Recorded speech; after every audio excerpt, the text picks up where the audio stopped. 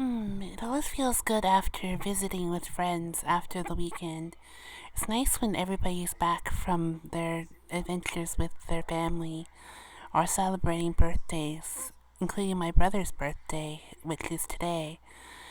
We're having pork tenderloin for him, and mashed potatoes and mixed vegetables. Everything's all set up. I had my morning walk, which was very, very delightful because it felt like spring and it was super warm.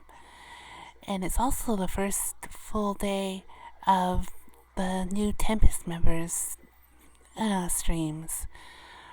They each get to do their own individual content. I am looking forward to hearing what they do today. And then after Ina's Pokemon stream, and everybody just relaxes for the rest of the day. I was asked what places I would love to visit in Japan if I had the opportunity. I was thinking over it when Vesper said that he made it to Japan already and he was having an izakaya meal with Axel. I chose Akihabara, Shinjuku, Kyoto, Nara, Tokyo, and Osaka.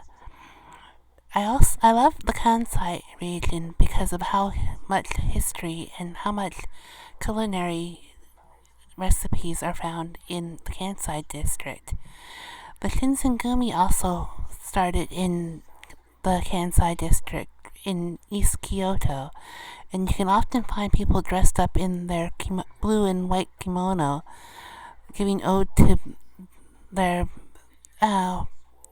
honor back in the day. To this day, there are animes and manga and books all written about the Shinsengumi in Japan, and they have been brought here to North America as well. I love reading about the Shinsengumi, and I love learning about the samurai. And I love geisha and tea houses, all which came from East Kyoto. And I also want to visit Nara because of all the deer. But over there, they are way more polite than the deer that you see wandering the city because they're more used to humans and are in a more centralized location. And, well, they also feed them on a regular basis. If you have deer feed in your pocket or deer feed in your hand, they'll wait until you outstretch your hand to feed them before they approach. Or they sniff your where the food is and then nudge at you lightly to let you know it's okay to feed us. Please feed us. Kind of like the rabbits that you sometimes see in the city first thing in the morning. They'll approach cautiously, and then if you are a friend, they'll wait for a nice little pat on the head, then scamper off. I've been able to experience some of the rabbits in the city when I'm on my morning walks. Even now, as spring is starting to come around. A lot of the plants are a little bit late this year because they thought it was still fall. Mostly because we had an October summer. And now we're getting the typical Victoria winter with more rain. Well, today it's mostly sunshine, and tomorrow we'll get sunshine too.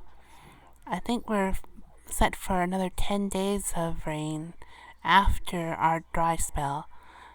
Not that I mind, I like the rain when I don't have to go out in it. And I also love the results of the rain. I prefer it over snow, even though I have little anti-slip spikes for my shoes now, so I don't have to worry about slipping on the ice or snow. It makes it a lot easier to walk around because walking is my form of transportation. The places I've visited so far in my life, are Santa Monica, Hawaii, Oahu, Anaheim, Banff, Orlando, Toronto, and Edmonton. My favorite place to visit is usually Santa Monica or Banff because they're very, very low key and embrace nature. When I'm in Santa Monica, I always branch over to Malibu to see all the hiking spots. It's beautiful by the coast, and the loop trails are always fun to visit. And if you go during the spring, the waterfalls are gorgeous. I love seeing the more humble parts of the city that the locals usually rave about, like the restaurants, the farmers markets, the historical areas, the artisan markets, and all the cultural spots that normally are not written in the tour guide, that you just find out from the locals and visit on your spare time. I still enjoy the amusement parks and all the quote-unquote souvenir areas like Disney World, Disneyland, and a lot of the more popular tourist attractions. But usually I try to go to the more quieter ones for obvious reasons. Very, very not much for crowds.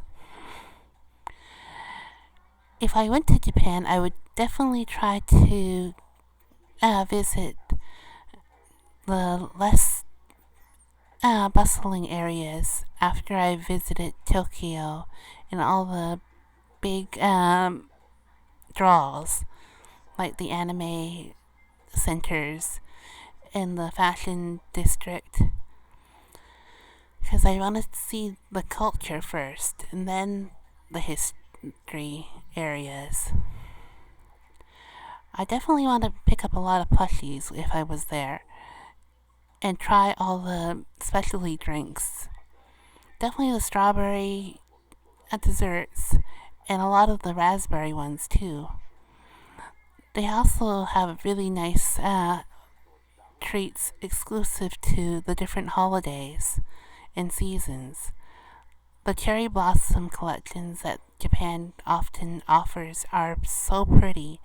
I even try to find websites that sell them special, and then you can order it and have it within a week. That's where I had gotten my cherry blossom sencha, from one of those specialty websites. I also get my pink clothes from Japanese specialty boutiques. And if you stay in the middle of Tokyo, you can be actually right beside the fashion district to purchase those clothing at the source. I admit that I would probably spend a lot. And if I went to Akihabara, I would definitely spend a lot there too, because of all the whole live items that are in stock, and all the Sailor Moon goods, and many of the Hello Kitty Sanrio items. I wouldn't miss out on the Pokemon Center either, because you can see the life-size Pokemon plushies. Not that I would bring some home, but I at least take pictures of it.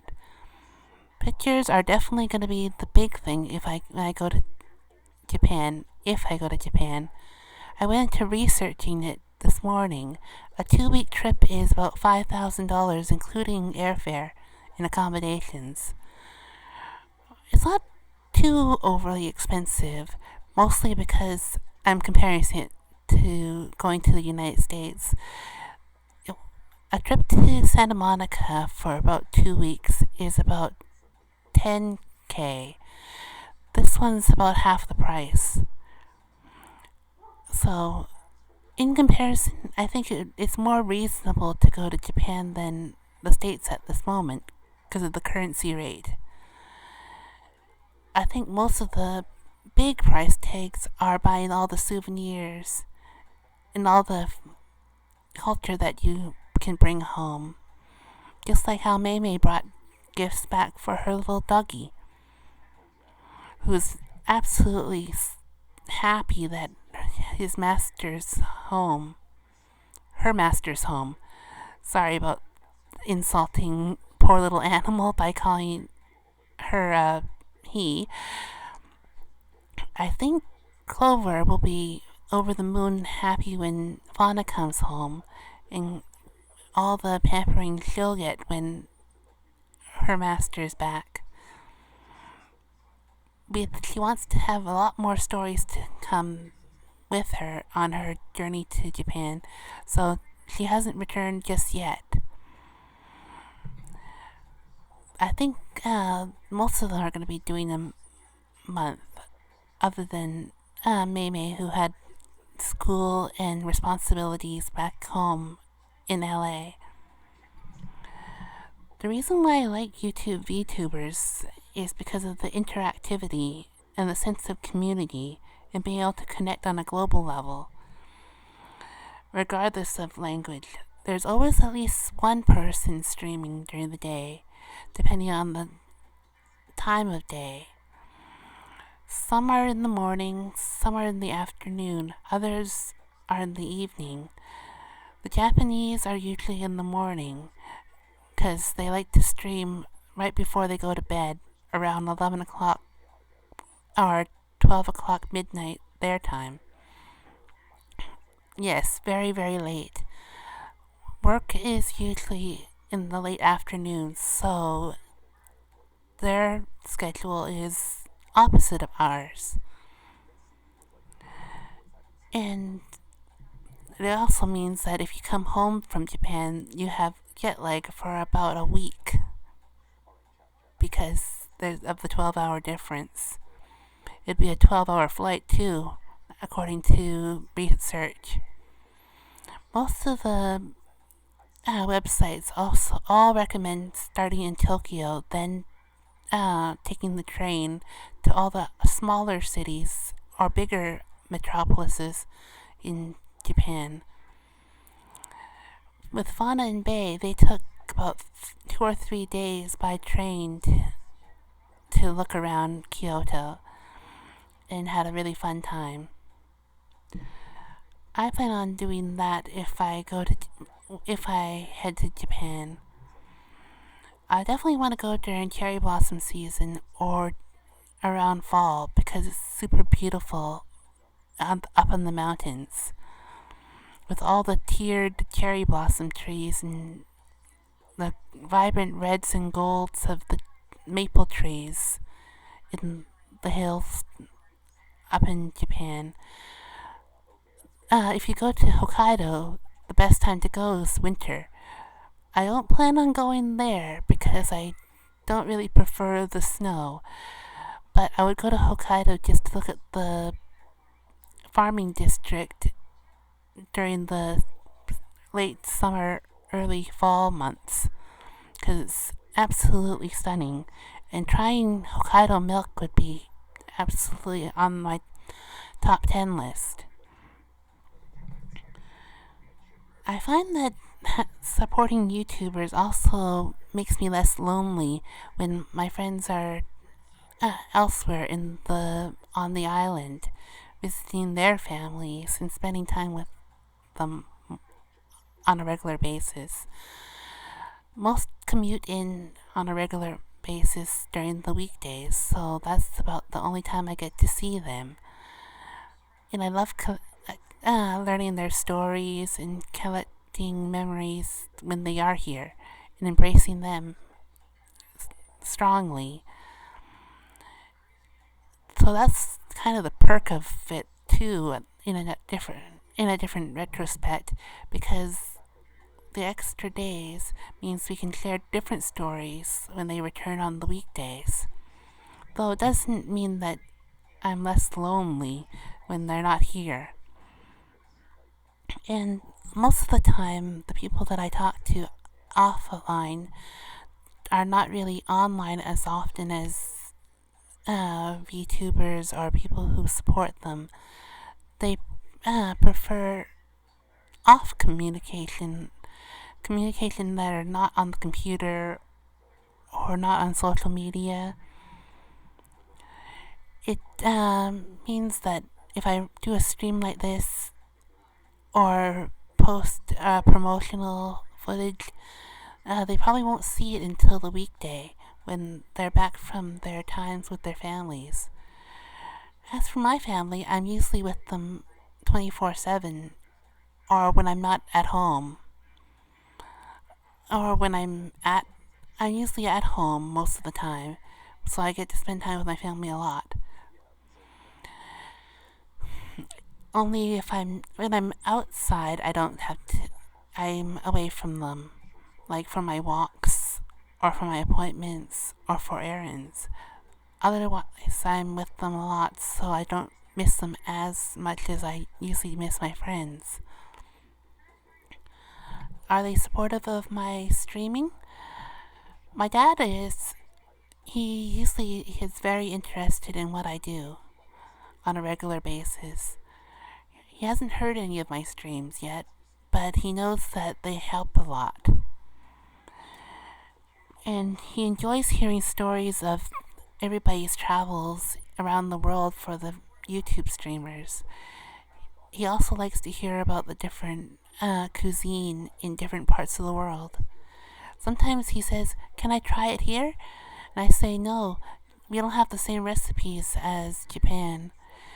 And Starbucks didn't put cake in their drinks like in Japan, or use natural ingredients like sweet potatoes or whole strawberries, or more of a chantilly cream in their drinks. Because in North America, everything is fast paced. In Japan, they try to take their time to try different recipes like apple crisp or strawberry shortcake or sweet potato pie. A lot of the recipes would be popular here if given a chance here. Sometimes in Santa Monica, they can bring in some of the Japanese recipes. There was a few places in Santa Monica that had the specialty drinks. I tried a few when I was there. I mostly frequented the farmers markets, though. When I went to Edmonton, I would mostly spend time at the mall to see all the different shops and see how huge the West Edmonton Mall was. As for Toronto, I would wander the city, but not for too long during the day because it was super hot during the summer. I would visit the waterfall, Niagara Falls, from my trip to Toronto. It was like a festival town up at Niagara Falls. Lots of amusement parks, little kiosks that did specialty shows. It was interesting to see. It was well worth the visit. For Florida and California, the more populated parts of their city, I would be going to Disneyland and Disney World. The different climates meant different types of bugs. Like the mosquitoes were extra strong in Florida, and you had to make sure that you didn't stay near the water too long, or else you'd be bitten like crazy.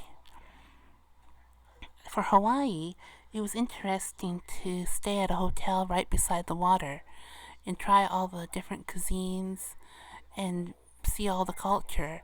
They even had a Japanese temple there, which I spent a lot of time at, just taking pictures and learning all about what a Japanese temple was. I think they have a huge connection to Japan in Hawaii, which was nice. In Oahu, it's more of a industrial type city with lots of malls and lots of different businesses. So you kind of don't really get the the full feeling of Hawaii until you go to the smaller islands, where there's more volcano activity, coffee trees, and even sea turtles. It's we didn't get to see many in Oahu, but when on the bus tour, there was a chance to see a few sea creatures, the ones that were brave enough to come close. All I had to do is remember to wear warm pajamas at night because it gets super cold at night. My family would get the bedrooms and I had the couch, so I was dressed a little too light, so I got sick at the end of the trip. But their restaurants are really nice in Hawaii, so I didn't miss too much when I was there. I was lucky that my hotel had really good chicken noodle soup for when I was a little bit sick. That's what happens when I get too cold. I do get sick quite easily. Hence why I always bundle up in nice warm sweaters and such like that. Or if it gets too cold, I try to stay inside with the heat on.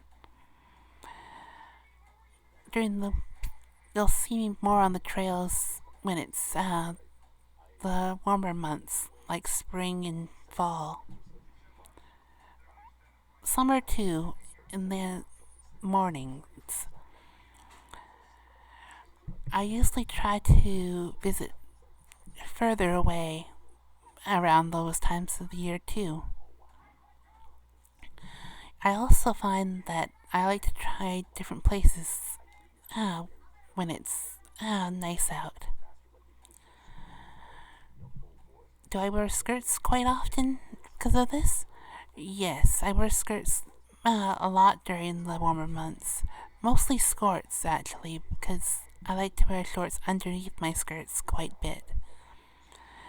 It's more comfortable that way. I'm glad that they have pockets, too. It's super comfortable. Do I stay dancing around the summertime, too? No, not during the summer or not during the heat of winter, the cold of winter. I usually wait those 4 months out. Then rejoin in the fall and then spring months. Because then I can be very, very comfortable in dancing. Then I don't get too worn out from doing the same routines over and over again. Because sometimes we do classic dances and then we only put in 1 or 2 new ones at any given time. Because we never know what music the other dancers enjoy most. Sometimes it's 90s music, other times it's stuff from the 40s and 50s, which is really enjoyable to dance to because it has a distinct rhythm to enjoy. I do like the 90s music once in a while, but sometimes if it's too big of a hip-hop feel or rap, I can't get into it as much because it's a little hard on my ears. We've never done metal. That's definitely not one of the dance music genres that we use for dance. Because metal, you can't really dance to it, but you can bounce to it. As I've tried to do during a metal concert in California. That's what brought me to the Santa Monica region the second time, visiting a metal concert. A friend had recommended it. The music was good. Not my cup of tea, but it was good. I love trying all different genres of music and to see if I would enjoy it or not. Rap, I really can't get into it too well because it's a kind of a jarring rhythm. Japanese rap is a little easier on the ears. Metal you can get into because there's a more soothing rhythm, if you can call it that. And it's got a little bit of more heart. It's close to emo music. That's why I can get into it a little easier. Yeah, mostly got into emo music from the Tony Hawk game because they would play emo music quite often. And from that era when that was at its highest point. Sometimes in J-pop they add emo music and ska and jazz and pop uh, and lots of different other genres like rap to add a bit of flavor to their music. And there's even cultural J-pop now based on old Japanese folk songs, which is pretty interesting to listen to. Some animes have been bringing that into their soundtracks. It's a new genre all to itself. I've been learning about it slowly over the years from the Aikatsu series, which is based on idol culture. A lot of Hololive members enjoy Aikatsu just as much as I do, and Hololive had a collaboration with them when their first movie came out. And there's supposed to be a brand new movie coming soon in February, which I hope someone can translate and bring it to North America on YouTube one day. Yes, most of the stuff that don't come to North America, I watch on YouTube. Even though you're not paying the actual creators, you're at least getting a chance to see it, and then you can whet your appetite for when CD Japan brings out the Blu-ray DVD, or if Netflix or some streaming services get the rights to it, like Crunchyroll, which can do simul dubs and simul subtitles. You have to pay a little extra for Crunchyroll, but at least you'll be able to see it that way. I haven't paid for Crunchyroll, but I've been able to watch it on Netflix a lot. And I haven't seen any new Netflix stuff since the Sailor Moon movie and Violet Evergarden, so I can't really say for sure. But I did watch a lot of it before when I had a regular account, when they had that $10 price tag per month. The current price tag, and with the gift certificate I received for Christmas, I'm only good until June with the payment plan. So I must try to stick to checking out the different titles on Netflix soon before my subscription runs out and my account gets put on the shelf again. I may or may not renew again in June, but I might if there's something really, really exciting that I want to watch. Or if the Sailor Moon the newest Sailor Moon movie comes out after June. That's going to be the final chapter with all the marriage and children's sections of the manga. It's also the saddest part with all the characters meeting their demise, which was the sad and scary part of Sailor Moon Sailor Stars. Everybody dying and then being brought back to life at the very, very end for the wedding, and for all the emotional side stories that they have in Sailor Moon Sailor Stars, which used to be forbidden in North America because they didn't like the LGBTQ element to Sailor Moon Sailor Stars and Sailor Moon Supers. Now they embrace everything, so it's not that hard to find those two final arcs of Sailor Moon.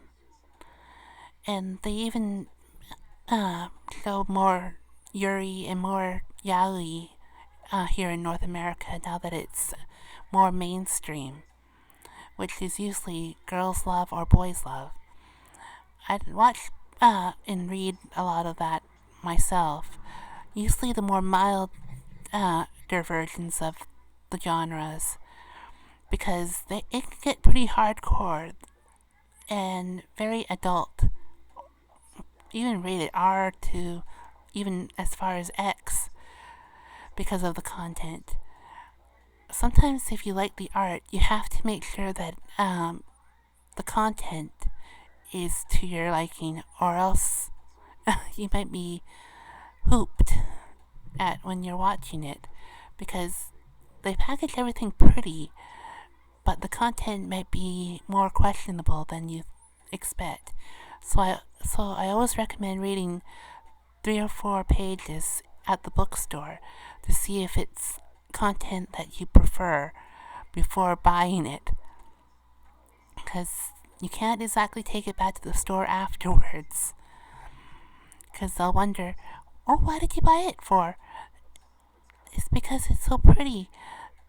Well, so that's why you have to be very careful with anime, manga, and light novels. Sometimes the pretty package is disguising something very, very dark in or adult content.